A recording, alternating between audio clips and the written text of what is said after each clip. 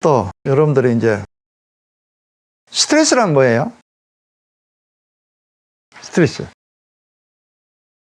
여러분들이 진짜 행복해지려면, 또 몸이 아픈 사람, 건강해지고 싶으면 이 스트레스가 뭔지 알아야 돼. 스트레스. 에? 스트레스.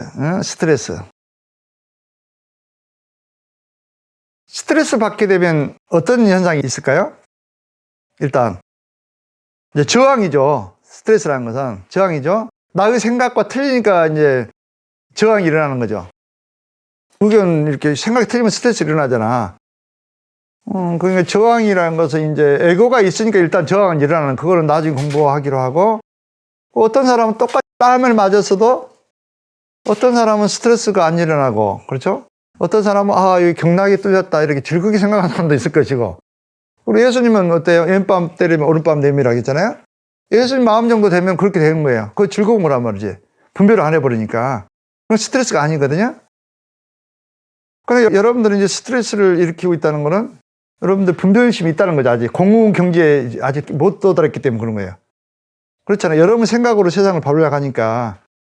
근데 여러분 생각을 다 내려버리면 스트레스가 있을까요? 없을까요? 전혀 없죠. 그렇죠. 근데 스트레스를 받게 되면은 이제 뇌를 보면 어떤 일이 일어나냐면, 이제 시상압으로 먼저 반응이 가. 시상압. 뇌하수체라는 것이 또. 시상압에서 이렇게 스트레스를 감지해. 여러분이 그 무의식 속에서 이거 스트레스를 받아들인다.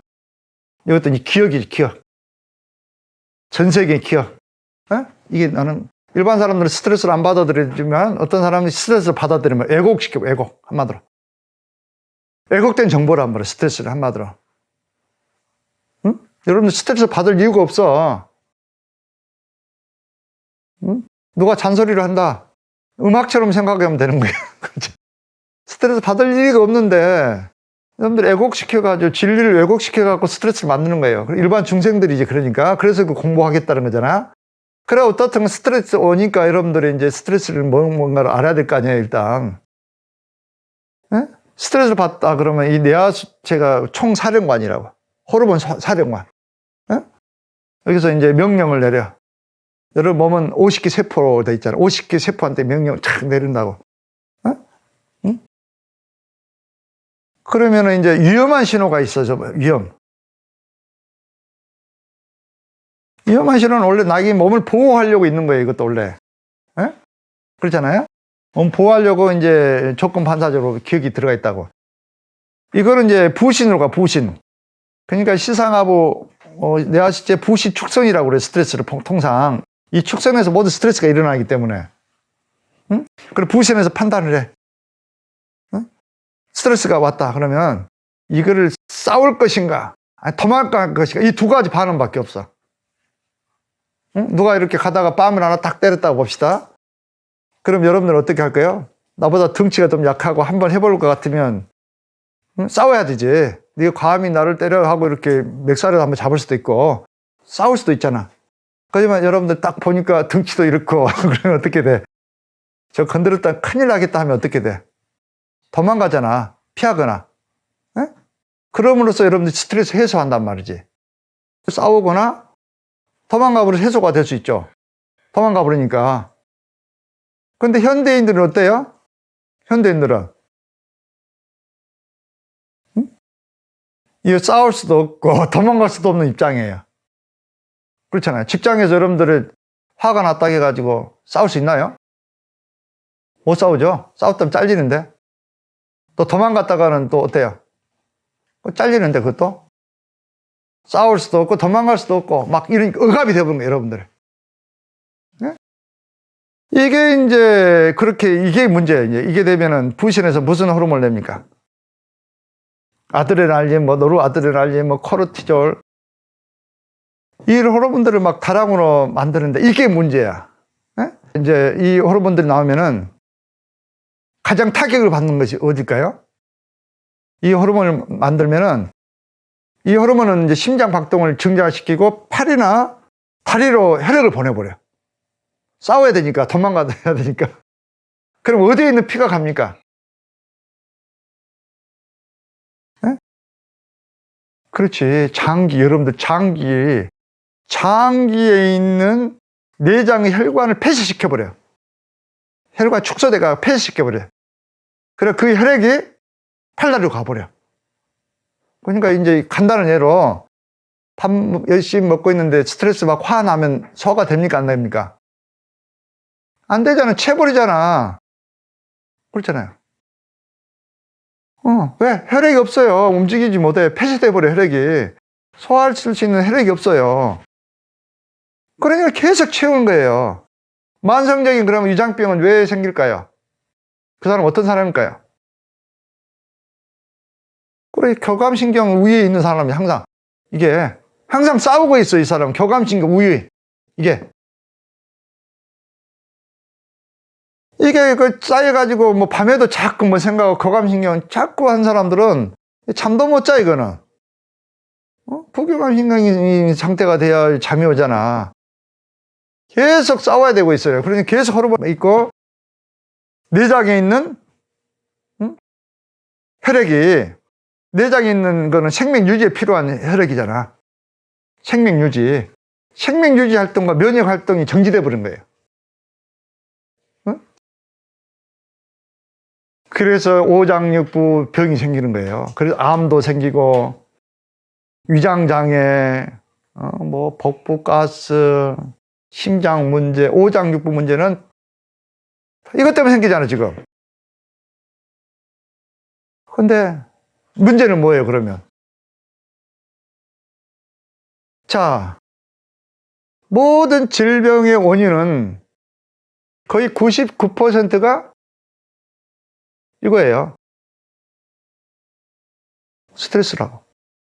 그렇잖아요. 여러분들 위장장애 있는 사람들 소화가 안 되니, 뭐 심장박동이 문제되니, 뭐 신장에 문제가 있느니 전부 다 교감신경 우위에 있단 말이지, 사람들은. 그렇죠? 그러니까 오장육부, 내장기관, 혈관이 폐쇄돼 가지고 생명유지 활동을 못하고 있단 말이죠, 여러분들은.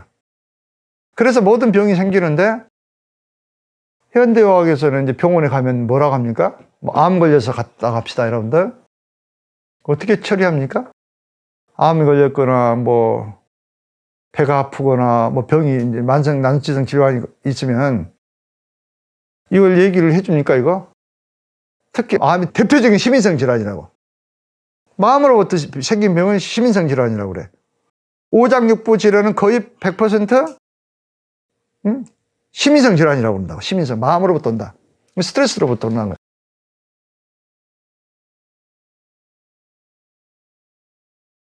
아쉽게도 이게 진짜 문제예요. 내 보니까. 암에 걸리면 먼저 마음부터 취해가지고 이 스트레스를 없애줘야 되는데, 에? 이걸 없애는 것이 근본 치료란 말이지. 이거는 신경 안 쓰고 증상만 치료하잖아. 응? 이게 가장 큰 문제. 그래서 치료가 안 되는 거예요. 이게 이제 구조적으로 앞서는 내가 얘기했잖아요. 했죠. 데카르트 이분법적인 사고방식이라고 그랬잖아요. 생의학적 모델. 뭔가만 분리되어 있다. 그러니까 뭐 의사들도 그 철학에 의해서 이제 교육을 받고 그 현대의학이 만들어졌기 때문에 마음 요소는 생각지도 않아. 암 원인 그러면 마음이라고 나온 데가 하나도 없어요. 보건복지 통계를 보시란 말이지. 나도 그 논문을 쓰면서 그 찾아봤거든요. 암의 원인 뭔가. 마음으로 나온 데는 하나도 없어. 다,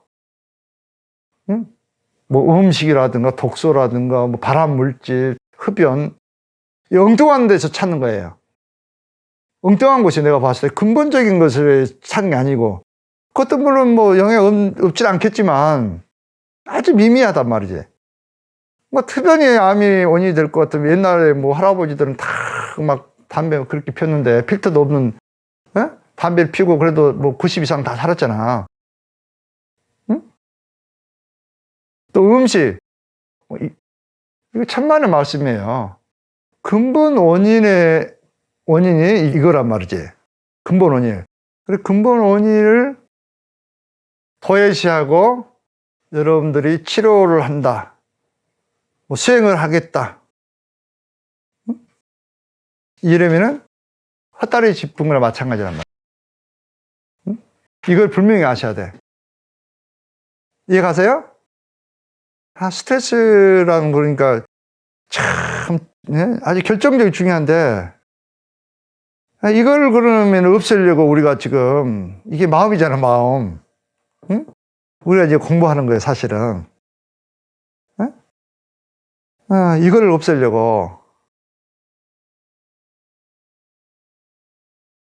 그러면, 봅시다. 그러면 이 스트레스가 어떻게 발생하는가 봅시다. 응? 스트레스가 95% 여러분들의 스트레스는 무의식에 있어요, 무의식.